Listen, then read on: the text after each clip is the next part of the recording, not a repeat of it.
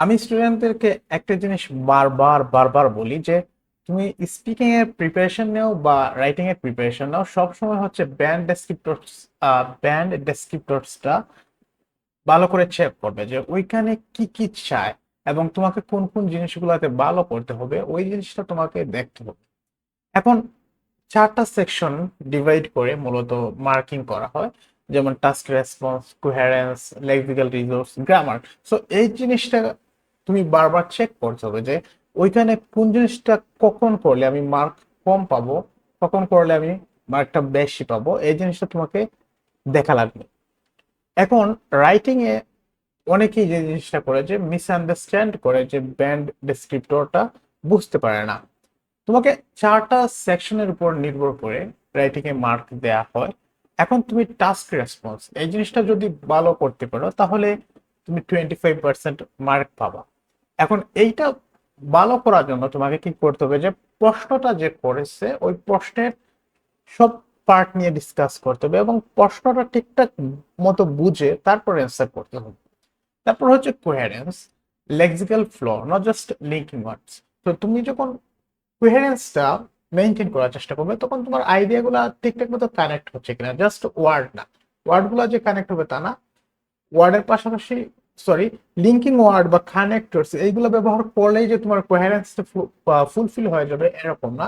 তোমাকে এখানে logically আইডিয়াগুলো flow করাতে হবে এবং ওইগুলো ঠিকঠাক মতো লজিক্যাল লাগছে কিনা ওই জিনিসটা তোমাকে দেখতে হবে কোহেরেন্সে এন্ড কোহেশনে ভালো করতে হলে। তারপর হচ্ছে lexical resource, appropriate vocabulary, no force jargon. তুমি লেক্সিক্যাল রিসোর্সে ভালো করতে করতে হলে অ্যাপ্রোপ্রিয়েট টপিক ওয়াইজ ভোকাবুলারি গুলো ব্যবহার করা লাগবে। অনেকে হচ্ছে আননেসেসারি অ্যাডভান্স ওয়ার্ড ব্যবহার করতে যায়। সো ওই জিনিসটা যখন করতে যাবে তখন হচ্ছে তুমি যদি ঠিকঠাক মতো ব্যবহার করতে না পারো তাহলে হচ্ছে ধরা খাবে, তখন তোমার লেক্সিক্যাল রিসোর্স যে সেকশনটা আছে মার্কিং মার্কিং ক্রাইটেরিয়ার মধ্যে ওই জিনিসটা তখন আর ফুলফিল হবে না। এছাড়া গ্রামারের মধ্যে গ্রামাটিক্যাল রেঞ্জ এন্ড অ্যাকিউরেসি রয়েছে, ওইটা তো ভালো করা লাগবে।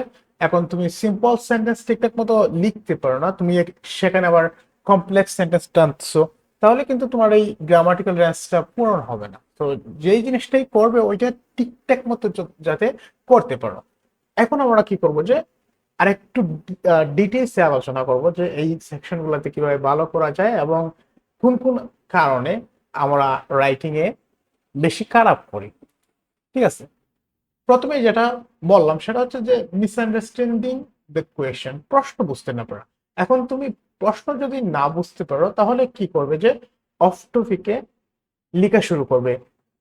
তুমি অফ টপিকে লেখা শুরু করলে তোমার কোয়েশ্চেনের সাথে রিলেভেন্ট না এমন জিনিস তুমি লিখে দিয়ে আসতেছো, যার কারণে কি হবে যে তোমার টাস্ক রেসপন্সটা পূরণ হবে না এবং সেটা পূরণ না হওয়ার কারণে তোমার মার্কসটা কি হবে, ড্রপ করবে।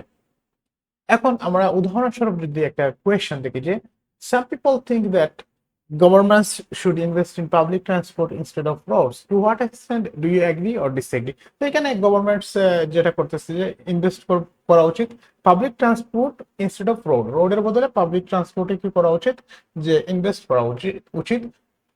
Two what extent do you agree or disagree, কোন এক্সটেন্টে তুমি ওইটার সাথে এগ্রি করো বা ডিসএগ্রি করো। এখন তুমি কি লিখলা যে writing only about the importance of public transport, এখন এখন তুমি লিখার সময় লিখলা যে শুধু পাবলিক ট্রান্সপোর্ট নিয়ে। এটা কিন্তু কোয়েশ্চেনের যে জিনিসটা চেয়েছে টাস্ক রেসপন্স ওইটা ফুলফিল হচ্ছে না। এখানে প্র্যাকটিক্যাল যে অ্যাপ্রোচটা হবে সেটা হচ্ছে যে discussing both public transport and roads. এখানে পাবলিক ট্রান্সপোর্ট এবং রোড নিয়ে ডিসকাস করাটা হবে কি perfect approach and giving your opinion, এবং তোমার অপিনিয়নটাও অনেক বেশি জরুরি। অ্যাগ্রি ডিসএগ্রি বা তোমার অ্যাসেস সেকশনে জিনিসটা চাচ্ছে কিনা ওই জিনিসটা বোঝার চেষ্টা করতে হবে।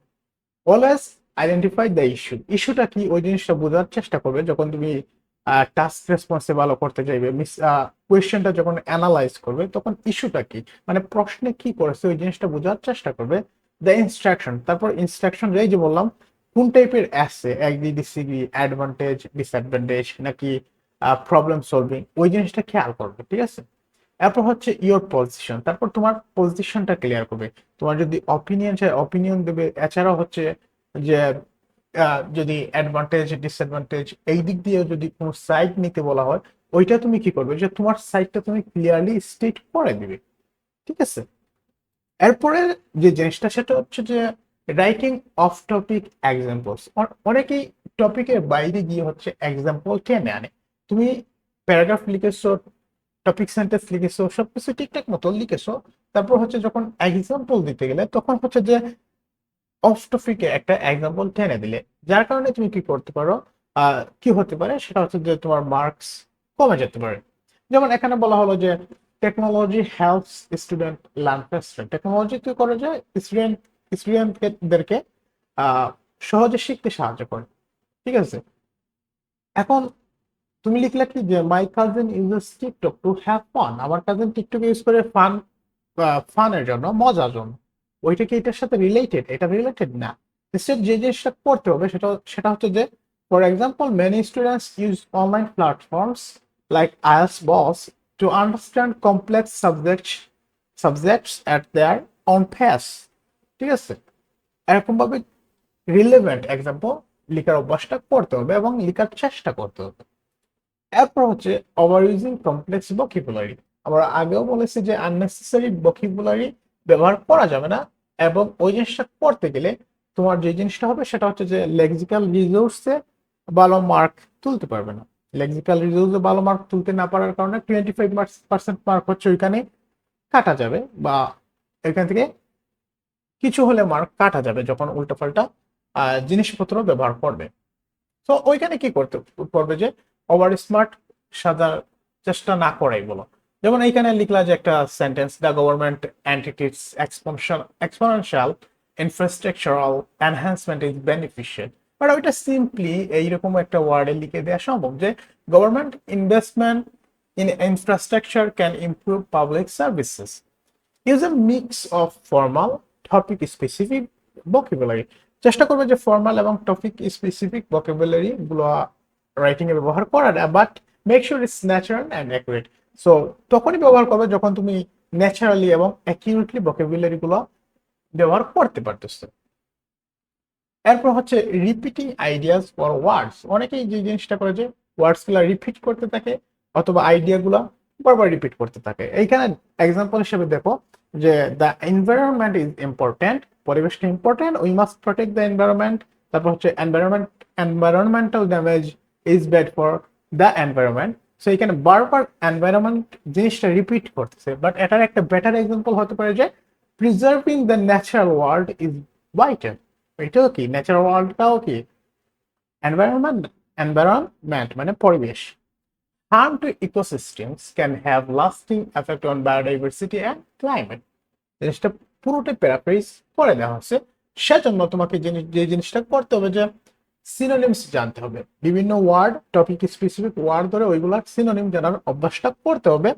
তারপর হচ্ছে প্যারাফ্রেজিং শিখতে হবে। প্যারাফ্রেজিং শেখার জন্য তোমাকে ভ্যারাইটি অফ ভোকাবুলারি अगेन শিখতে হবে এবং ভ্যারাইটি অফ সেন্টেন্স স্ট্রাকচার সম্পর্কে জানতে হবে। বাট প্রথমে আমি একটা জিনিস সবসময় রেকমেন্ড করবো, প্রথমে আগে সিম্পল সেন্টেন্সটা ভালো করে লেখার অভ্যাস করো, তারপর হচ্ছে ধীরে ধীরে কমপ্লেক্স সেন্টেন্স তৈরি করবে, অ্যাক্টিভ প্যাসিভ সেন্টেন্স তৈরি করার চেষ্টা করবে, ঠিক আছে। এরপর হচ্ছে পুর প্যারাগ্রাফ স্ট্রাকচার।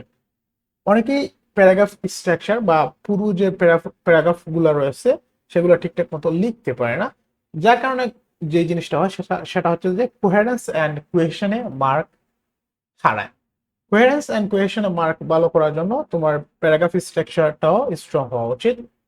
প্রথমে হচ্ছে যে রাইটিং উইদাউট টপিক সেন্টেন্সেস। অনেকেই টপিক সেন্টেন্স ছাড়াই লেখা শুরু করে, ওই জিনিসটা করা যাবে না। Mixing multiple ideas in one paragraph. একটা প্যারাগ্রাফে অনেকগুলো আইডিয়া জুড়ে দেওয়ার কোনো মানেই হয় না। দুইটা রেলাভেন্ট আইডিয়া একটা প্যারাগ্রাফে দিতে পারো, ঠিক আছে।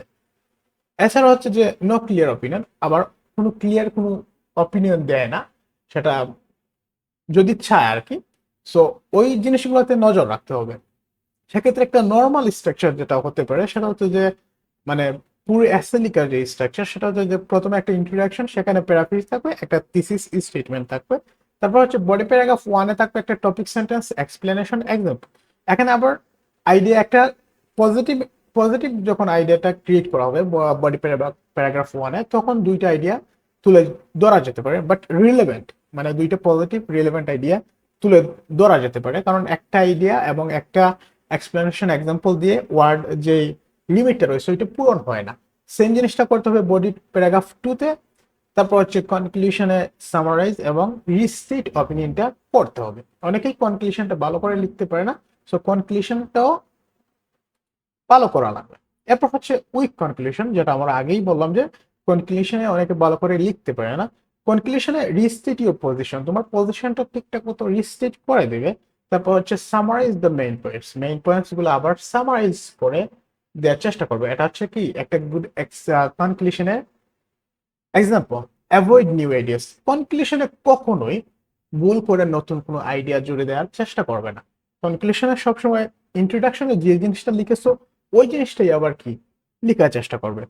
যেমন in conclusion, while some support investing in Rhodes, I believe public transport offers more sustainable and long term benefits. That's it, নতুন করে কোনো কিছু লেখার দরকার নেই।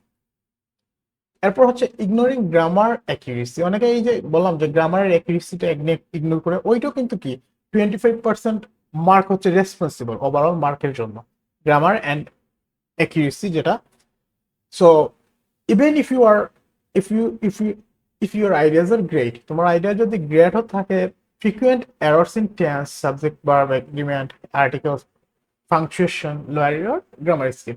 সো বারবার যদি গ্রামারের নর্মাল জিনিসে ভুল করতে থাকো তাহলে তোমার গ্রামার স্কোরটাতে কম আসবে।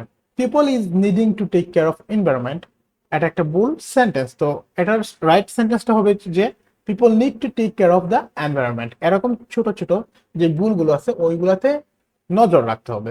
সো যে জিনিসটা করবে যে ফোকাস অন গ্রামাটিক্যাল অ্যাকুরেসি। প্রথমেই শুরুতে কমপ্লেক্স সেন্টেন্স তৈরিতে যাবে না, কমপ্লেক্স স্ট্রাকচার প্র্যাকটিস করতে যাবে না। মানে পুরোটাই যে কমপ্লেক্স স্ট্রাকচার দিয়ে লিখতে হবে এরকম না, কমপ্লেক্স সেন্টেন্স দিয়ে লিখতে হবে এরকম না। আগে সিম্পল সেন্টেন্সটা ভালো করে লেখার চেষ্টা করবে, এবং এটা আমি বারবার বলতেছি যে এই জিনিসটা ইম্পর্টেন্ট। একটা জিনিস ভালো ভালো করে আয়ত্তে আনার পর তারপর হচ্ছে আরেকটা জিনিসে যাবে। আর কমপ্লেক্স সেন্টেন্স যে সবটা জুড়েই যে লিখতে হবে এরকম না, মাঝে মাঝে সিম্পল সেন্টেন্সও লেখা যায়। তো এই জিনিসটা মনে রাখবে।